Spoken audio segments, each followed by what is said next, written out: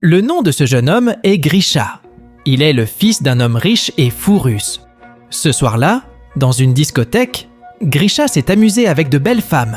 Comme d'habitude, Grisha dépense chaque jour l'argent de son père. Quand Grisha était avec une fille dans la voiture, il lui a demandé de coucher avec lui. Mais comme la jeune fille a décliné la demande de Grisha, il l'a immédiatement expulsée, la laissant au milieu de la route. À ce moment-là, il a été arrêté par la police pour excès de vitesse. Lorsque le policier lui a dit de sortir de la voiture, Grisha a soudoyé le policier avec arrogance en lui jetant une liasse d'argent au visage. Quelques heures plus tard, le père de Grisha, Pavel, est arrivé à la prison. Le chef de la police a eu pitié de Pavel, car presque chaque semaine, Grisha entrait et sortait de prison pour avoir causé des troubles. Après avoir payé une caution pour libérer Grisha, Pavel a exprimé sa colère. Depuis que la mère de Grisha est décédée, il en avait assez de devoir s'occuper seul de toutes ses affaires. Mais Grisha était encore très ignorant, faisant même pipi, négligemment, et fumant devant son père. Pavel s'est alors confié à sa petite amie, Anastasia. Anastasia est productrice d'une émission de télévision. En entendant les plaintes de Pavel, Anastasia lui a conseillé de consulter un producteur de films d'horreur qu'elle connaissait, nommé Lev. Le lendemain, Pavel et Anastasia sont venus au bureau de Lev. Après avoir entendu l'histoire et les problèmes de Pavel, Lev lui a dit de ne pas s'inquiéter car il était habitué à traiter des cas impliquant de mauvais enfants comme celui-ci. Un soir, alors que Grisha sortait tout juste de la discothèque, il fut choqué de voir sa voiture remorquée. Frénétiquement, Grisha a couru après sa voiture. Mais tout à coup, par derrière, Grisha a été abattu par un mystérieux tireur d'élite jusqu'à ce qu'il s'évanouisse. Dans la matinée, dans une écurie, Grisha a été approché par un ouvrier nommé Artyom. Et tout à coup, un surveillant est apparu pour faire sortir Grisha et l'a réprimandé pour sa paresse. À la suite de l'agitation, le fils du noble propriétaire terrien, Alexei, est venu donner au surveillant un fouet à utiliser contre Grisha. Peu de temps après, le père d'Alexei est apparu.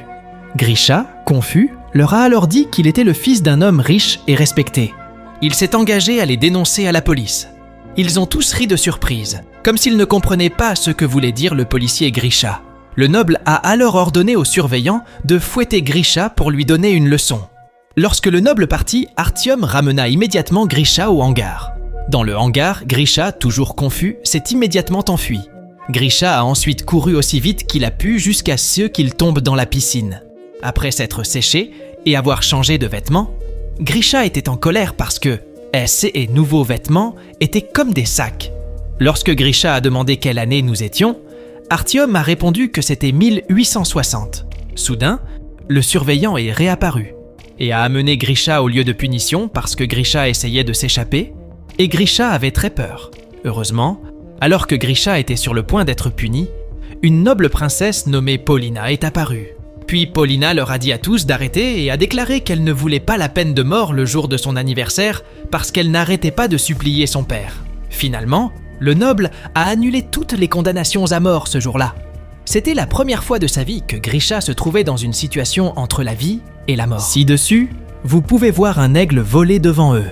L'aigle continue de planer jusqu'à ce qu'il atteigne un bâtiment et il s'avère que l'oiseau est une caméra de drone. Il semble que ce qui s'est passé dans l'ancien village n'était qu'un décor créé par Pavel et Anastasia. Tout avait été soigneusement planifié, depuis les acteurs professionnels jusqu'aux caméras installées partout dans le village. Il y avait même un Vivano prêt à anesthésier Grisha si des problèmes survenaient pendant la pause. Le réalisateur a expliqué que lorsqu'il se trouvait dans l'ancien village, il était interdit aux acteurs de porter des objets modernes tels que des bagues ou des boucles d'oreilles. Pendant que d'autres acteurs étaient occupés avec leur briefing, Alexei s'embrassait avec une actrice nommée Lisa. Pendant ce temps, dans le hangar, Grisha ne savait toujours pas comment il pouvait être dans le passé. Il pensait que peut-être sa dépanneuse de la nuit précédente était une machine à voyager dans le temps, tout comme dans les films qu'il avait vus. Grisha s'est finalement résigné à accepter la situation et à essayer de vivre ses journées en tant que soigneur de chevaux. Les jours se sont transformés en semaines. Et Grisha s'est habitué à la vie du village. Mais il y avait une chose qui lui manquait vraiment, Internet. D'un autre côté, Pavel avait l'air en conflit. Il se demandait pourquoi il n'y avait aucun changement dans le caractère de son fils. Lev a ensuite demandé à Paulina de pleurer, dans le but d'enseigner à Grisha la sympathie et l'inquiétude. En pleurant, Paulina a confié qu'elle était triste, car elle était fiancée à un vieil homme riche. Cependant, au lieu de sympathie, Grisha a conseillé à Polina d'accepter le mariage. Après tout, si le vieil homme riche meurt, sa richesse sera transmise à Polina. C'était le point de vue de Grisha et Pavel était très déçu. Le lendemain, Grisha a dit à Artyom qu'il avait réussi à voler un poulet. Il s'en fichait s'il était découvert par le noble. Peu de temps après, quand Artyom eut fini de travailler, il demanda où se trouvait le poulet volé. Cependant, Grisha a répondu qu'il avait fini le poulet lui-même et qu'il ne voulait pas le partager avec Artyom. Dans l'après-midi, le superviseur a rassemblé tous les ouvriers car il manquait un poulet. Le surveillant en a ensuite choisi un au hasard pour le punir. Malheureusement, l'élu fut Artyom. Grisha est resté silencieux et indifférent, même si son propre meilleur ami était fouetté à cause de ce qu'il avait fait.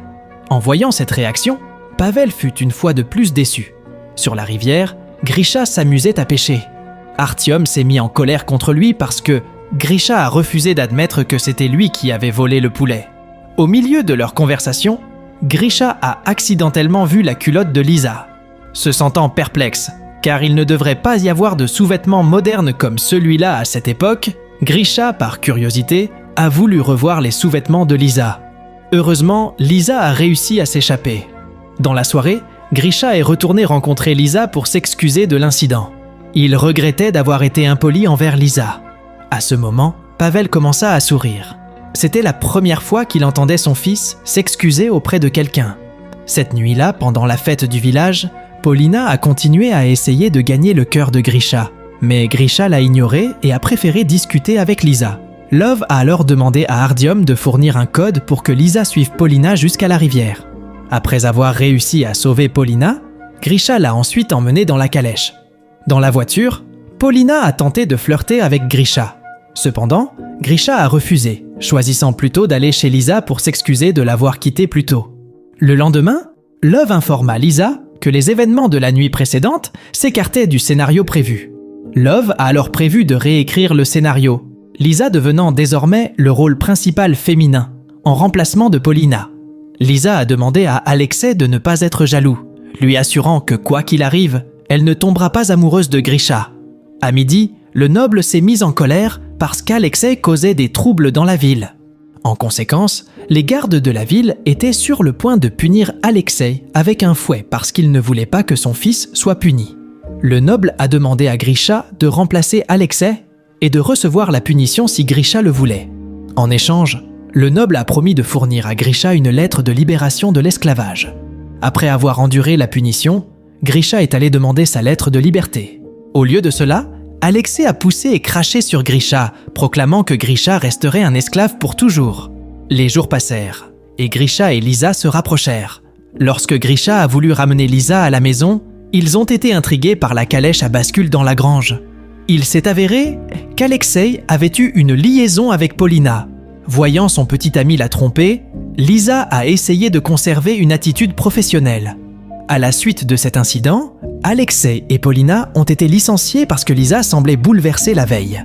Cette nuit-là, Grisha voulait surprendre Lisa pour la rendre à nouveau heureuse. Après le dîner, ils regardèrent ensemble les belles étoiles. À ce moment-là, Grisha a saisi l'occasion d'exprimer ses sentiments. Témoin de la véritable inquiétude de Grisha, le cœur de Lisa commença lentement à fondre. Ils finirent par s'embrasser sous les belles étoiles. Quelques jours après avoir été licenciée en raison des blessures causées, Polina a démantelé le projet de Pavel. L'animateur a été choqué et a mentionné que Pavel avait violé les droits de l'homme en torturant son propre fils. Le lendemain, la police a ouvert une enquête. En voyant la nouvelle, Pavel, Lev et Anastasia ont rassemblé toute l'équipe pour élaborer un nouveau plan de scénario.